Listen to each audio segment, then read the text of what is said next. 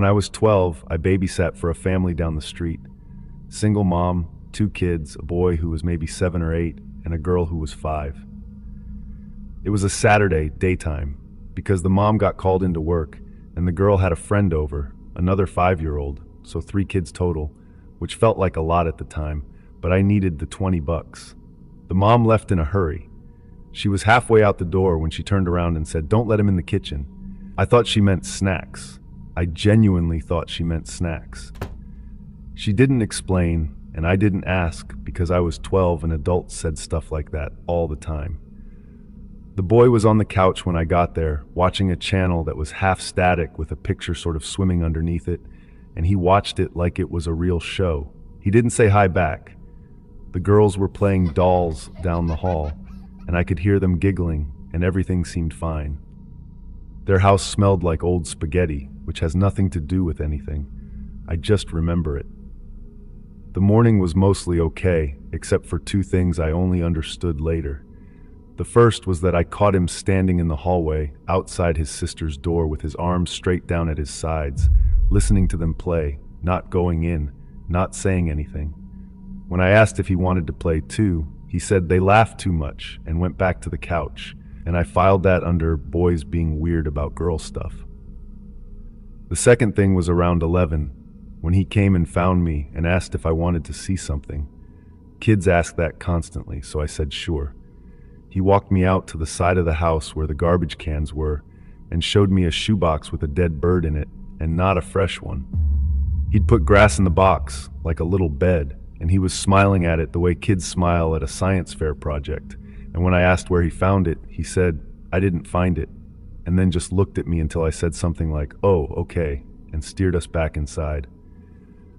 I put the box on top of the garbage when he wasn't looking. I still feel weird that I touched it. Lunch is when it happens. I'm at the stove making mac and cheese. The girls are out back on the swing set, and I notice the knife block on the counter has an empty slot. And maybe 4 seconds after I notice that, the screaming starts. I've heard kids scream over splinters and bees and being told no. This was a completely different register, a sound I felt in my teeth. I ran out the back door, and it took me a second to even organize what I was looking at. The girls had crammed themselves into the plastic playhouse, the tan and green kind with the fake shutters, and they were throwing themselves against the little door to keep it shut.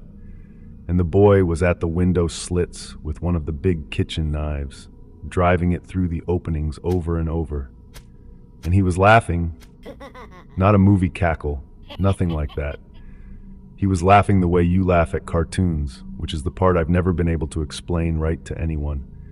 In between, he was saying their names in this sweet little sing-song, the way you'd call a cat out from under a bed. I screamed at him to stop, and he didn't even turn his head, so I hit him around the middle, and we both went down in the grass. There was no plan involved. He was small, but it was like holding on to a running lawnmower, and he got my hands twice with the blade before I pinned his wrist under my knee and peeled his fingers off the handle one at a time. The whole time he was biting my arm and making this grunting little giggle, and he never once yelled at me. Kids yell when you grab them. He just kept quietly working at it, like I was a jar lid. I threw the knife over the neighbor's fence, which in hindsight created its own problem, yelled at the girls to get inside and lock the bathroom, and dragged him in by the back of his shirt while he kicked my shins the whole way. His room didn't have a lock, so I stood in the hallway holding the knob with both of my cut-up hands while he slammed himself into the other side of the door. Then he stopped doing that, and after a minute he started whispering through the crack at the bottom instead. I couldn't make most of it out, and I'm glad. The part I could make out was him asking, very politely, whether the girls were still in the yard. A little while later, a piece of paper slid out from under the door. He'd drawn the playhouse on it in red crayon. I'm not going to describe the rest of it. I folded it up and put it in my pocket, and I can't tell you why I kept it for as long as I did, instead of throwing it away, but I did. I called his mom from the kitchen phone, whispering with the cord stretched around the corner so the girls wouldn't hear me. And while I waited, I went out to grab the girls' shoes from the yard. That's when I looked at the playhouse up close, Around the window slits there were scratches in the plastic, thin pale ones, dozens of them, and they had not been made that day. The friend's mom came and picked her up before his mom ever got home. I found out later that the girl was never allowed back at that house, and that nobody asked me one single question about why. His mom showed up about 2 hours after I called, mad at me, not him. She looked at my hands, which I'd wrapped in paper towels because I couldn't find any Band-Aids, and the first thing out of her mouth was, "Did he actually touch the girls?" Not, "Are you okay?" Nothing like that. When I said no, she exhaled like that, settled everything, gave him one smack on the back of the head and told me he obviously wasn't going to hurt anybody, that he just gets like this, and that maybe babysitting wasn't for me if I couldn't handle a tantrum. He just gets like this. Like it was a mood he had, like being cranky before a nap. I was 12 and scared of her, so I nodded and went home without getting paid. He waved at me from his bedroom window the whole way up the street. I kept checking behind me, and every time I looked back, he was still doing it. Same speed, same smile. They moved away in the middle of a school year, fast, a for sale sign, and then nothing. A few years ago, I asked my mom whatever happened to that family, and she went quiet and said, "You don't want to know." She's probably right. But I still think about those older scratch marks around the window slits, and about how he just gets like this. And I wonder how many babysitters there were before me, and whether any of them got paid either.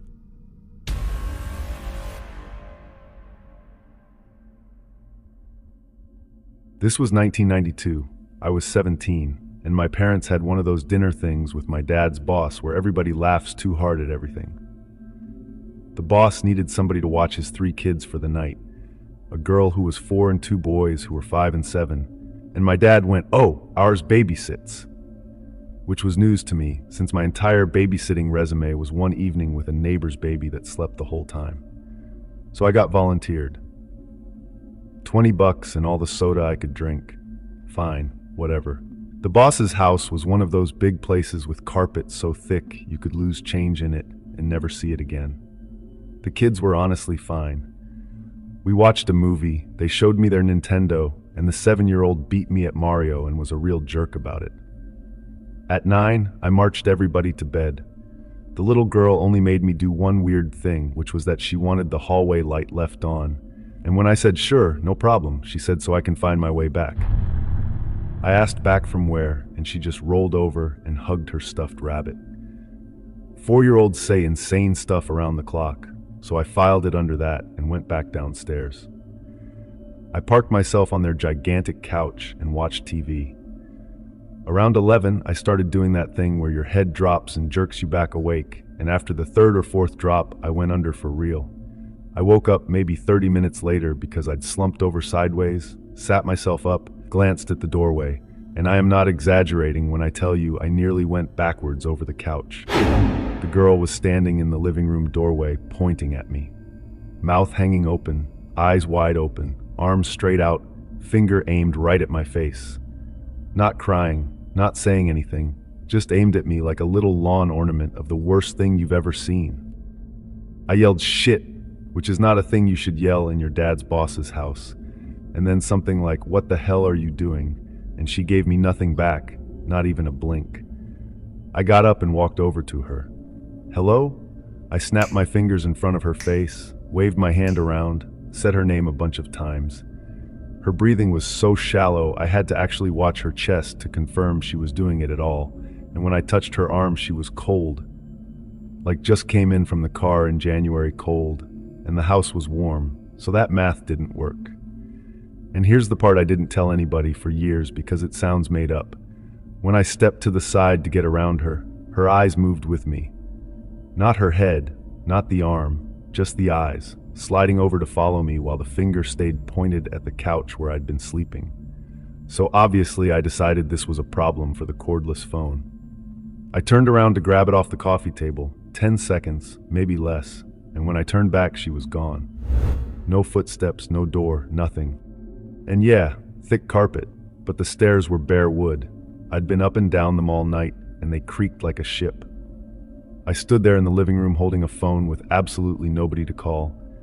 I went upstairs and the hallway light, the one she'd made me promise to leave on, was off. I flipped it back on and told myself a bulb thing or a switch thing, some kind of thing. Her door was open a crack and her bed was empty, and not kicked around empty either, tucked in empty, sheets flat and neat like nobody had been in it since I said goodnight, with the stuffed rabbit lying on the floor over by the window. I checked the boys' room and both of them were asleep, actual normal asleep, drooling and everything. So where the hell is she? Then I noticed the bathroom door was shut, and I would put real money on it having been open earlier. I opened it, and the room was pitch black, and the hallway light gotten just enough for me to make out a shape standing in there, an outline, and the outline had an arm out, pointing at the door, at me. Before I had even opened it, I slapped the light switch, and there she is, standing in the bathtub, same exact pose, mouth open, eyes wide, arm out, and the finger is lined up perfectly with where a person opening that door would be standing. There was a Barbie still floating in a couple of inches of leftover bathwater by her feet, which for some reason made the whole picture worse. I went down. Not gracefully either. I took the towel rack with me, and the crash woke the boys up. They came shuffling in, half asleep in their pajamas, looked at their sister standing in the tub like an unplugged animatronic, and the 7-year-old said, "Oh yeah, she does that sometimes." I said, "What?" And then the 5-year-old, rubbing his eyes, asked his brother a question that has kept this story alive in my head for over 30 years.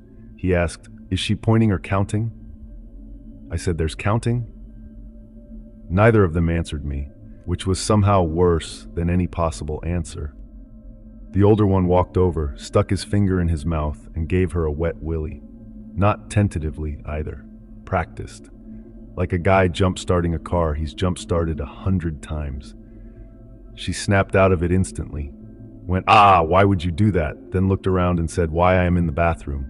And he said, "You did it again." And she just went, "Oh," in the calmest little voice you've ever heard, and stepped out of the tub like she was getting off a bus. On her way past me, she stopped, looked at the hallway light, looked at me, and asked, "Was I pointing at you?" I nodded. She made this small face, and I swear it was sympathy, like she felt bad for me specifically, said sorry, and shut her bedroom door. I did not go back to sleep. I sat on that couch with every light on the first floor burning and the TV volume at almost nothing, because I wanted to be able to hear those wooden stairs. Around 1 in the morning, a door opened up there, and I stood up so fast I got dizzy, but nobody ever came down, and I chose not to investigate, which I stand behind. The parents got home around 1:30, and I told them everything, trying to sound casual about it and absolutely failing. The mom was taking her earrings out and went, "Did she get in the tub? She likes the tub." That addressed literally anything I had said. The boss laughed and said she'd grow out of it, then handed me 25 instead of 20, which in hindsight feels a little like hush money. My dad picked me up and asked how it went, and I said fine. I don't know why I said fine. It was not fine. A few months later, my dad mentioned the boss needed a sitter again, and I said I couldn't because of homework. It was a Saturday in June. He didn't push it, and honestly, I think the boss might have said something to him, because it never came up again after that. I still don't know what was going on in that house. The pointing I could maybe write off as sleepwalking. People do strange stuff in their sleep, but nobody in that family ever explained the light or the cold or what the counting was, and I have decided I'm at peace with never finding out. My babysitting career started and ended in the same night, and I stand by that decision completely.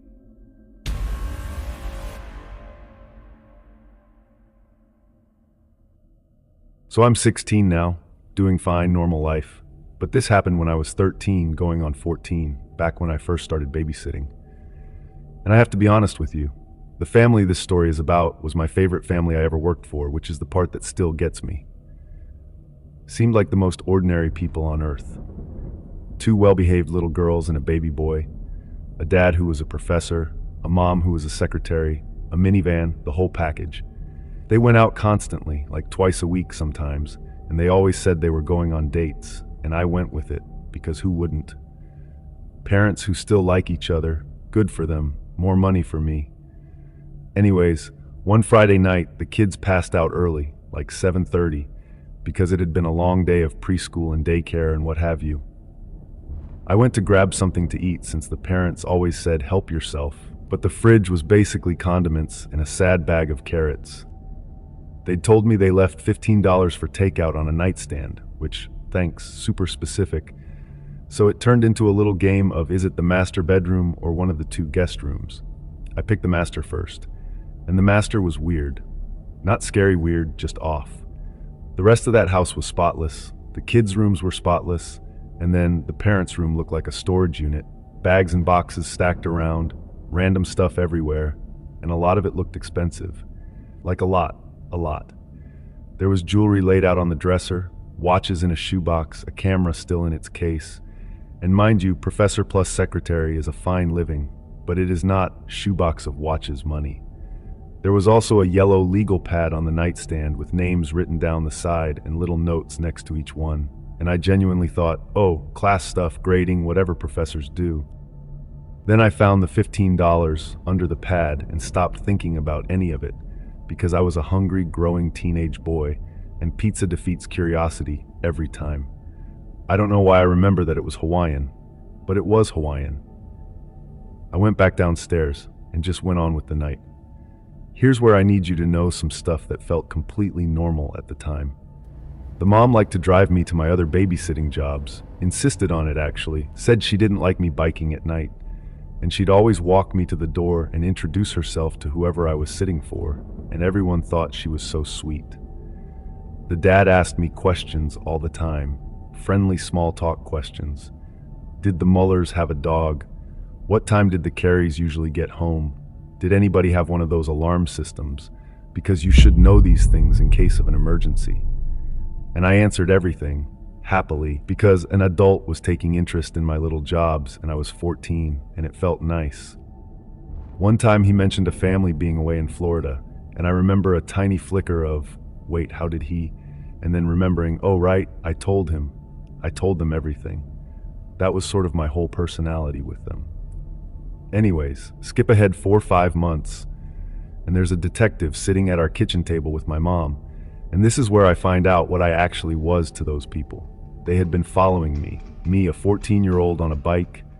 They followed me to the houses of other families I worked for, figured out the names and ages of every adult and every kid, and then, and this is the part that still makes me feel insane, they got those families to like them. Got invited over for dinners and barbecues, brought soda, remembered birthdays, the whole act.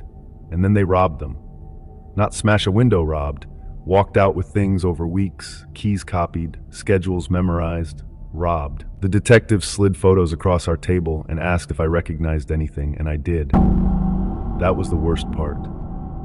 There was a bracelet I'd seen 100 times sitting in a dish on Mrs. Carey's kitchen counter, and I'd also seen it on that dresser in the master bedroom, and my brain had simply refused to connect those two rooms until a stranger made me do it. The legal pad was them. The names were my family's. The mess in that bedroom was other people's houses, sorted into piles. I kept apologizing to the detective, and he kept telling me to stop apologizing, that I was a kid, and this is what these people do. And I said okay, and then apologized again. The father got arrested, the mother got probation somehow, and the kids got taken away for a while, and every family in that neighborhood stopped calling me, even the ones who never got robbed, because who's hiring the babysitter from that story? I get it, I'd do the same, but the thing that actually sits with me isn't the stealing. It's that I liked them. The girls made me a birthday card once with my name spelled wrong in 3 different ways, and I kept it on my desk for a year. Were the date nights even dates? Was any dinner conversation with me ever just conversation? Or was I a directory with a pulse the whole time? You can't really get an answer to that.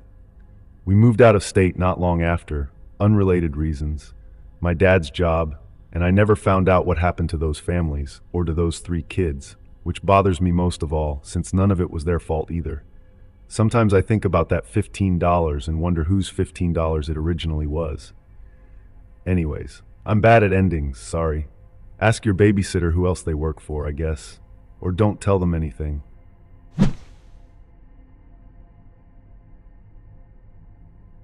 Would you have known what to do? That's the question I keep coming back to with all three of these. Because every one of these babysitters was basically a kid themselves, dropped into a situation no responsible person could have seen coming. And in every case, they felt something was wrong long before any adult would admit it. That instinct is the whole ball game. So let's actually talk about what to do with it. Start with the boring questions and ask them before the parents are halfway out the door. Are there any behaviors I should know about? Sleepwalking, night terrors, meltdowns, anything medical? Where's the nearest hospital? What's the fastest way to reach you? And is there another adult nearby I can call in a pinch? Then write the home address on a sticky note and stick it to the fridge. Because the moment you actually need to dial 911, panic will wipe your memory of where you even are. Next, you are always allowed to call for help. Parents, a neighbor, your own mom, the police, you never need permission, and it is never an overreaction. Nobody in that first story should have been 12 years old holding a bedroom door shut with her bare hands. If a night gets bigger than you, ending it early isn't quitting. It's doing the job right. Then there's the quiet one, the lesson hiding in that last story. Be very careful what you share about your other families. Friendly adults asking who's out of town, who has an alarm, when the neighbors get home. That's not small talk. That's homework. You don't owe anyone the schedules or the security setups of the other houses you work in. I don't really keep track is a perfectly good answer, and sometimes it is the safest one. And the money is never the point. Every sitter in these stories stayed too long or stayed quiet because 20 bucks felt like something you had to earn by gritting your teeth through it. It isn't. No amount of cash is worth overriding the alarm going off in your chest. If there is one thread through all three, it's that the creepy feeling was right every single time. And the sitter who came out okay were the ones who trusted it and moved. So ask the awkward questions, keep your phone charged, know where the exits are. And if a house ever tells you to leave, leave. Thanks for listening, and remember this lesson. Good night.